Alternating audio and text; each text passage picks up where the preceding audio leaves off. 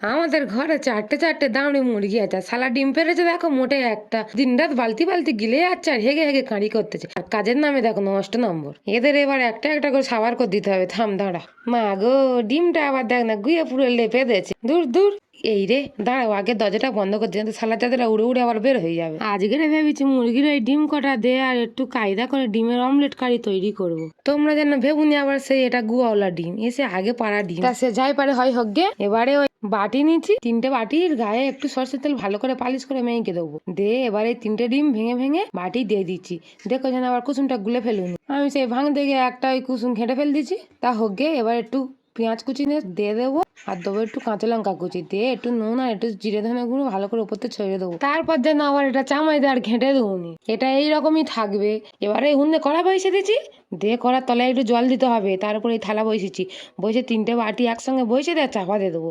দাঁড়াও এবার উনুনটা ধরাই। এই গ্যাসের দামটা বেড়ে গিয়েছে, আমার কি অসুবিধাটা হচ্ছে আর কি বলবো। দাঁড়াও আগে উনুনে একটু গড় করনি, নয়তো আবার আমার উনুন 14 বার খালি লিবে যায়। যাই হোক বাবা, উনুনটা ভালোই ভালোই ধরেছে। এই দেখো এবার 10 মিনিট ফুইটে নিচ্ছি, নেওয়ার পর দেখো কি সুন্দর সিদ্ধ হয়ে গেছে। দেখো ডিমগুলো যেন সাদা ডিমের ওপর সবুজ সবুজ কাঁচা লঙ্কার ফুল ফুটেছে।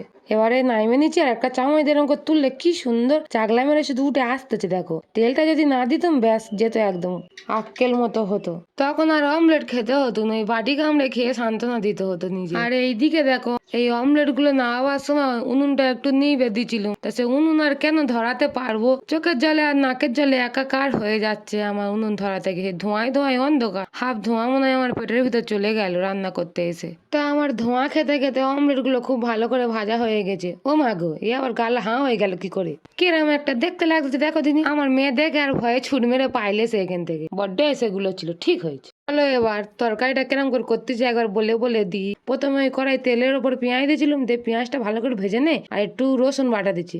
আদা দিইনি, বাটারটা এমনি যা দেবো কোথায়। দিয়ে রসুনটা ভাজা ভাজা হয়ে গেলে এক খাবলার মতো টমেটো দিয়ে দিচ্ছি। দিয়ে একটু নুন, একটু হলুদ গুঁড়ো, একটু ঝালের গুঁড়ো আর একটু জিরে ধনে গুঁড়ো একসঙ্গে পাইল করা ছিল ওইটা দিচ্ছি। আর অল্প একটু জল ছড়াক মেরে আর ওই মশলাটা ভালো করে কষে নিয়েছিল। নিয়ে তারপর এই ঝোলের জন্য জল দিচ্ছি। এই ফুটে উঠলে এবারে ডিমের অমলেট গুলো এক একটা করে ডুইবে দেবো।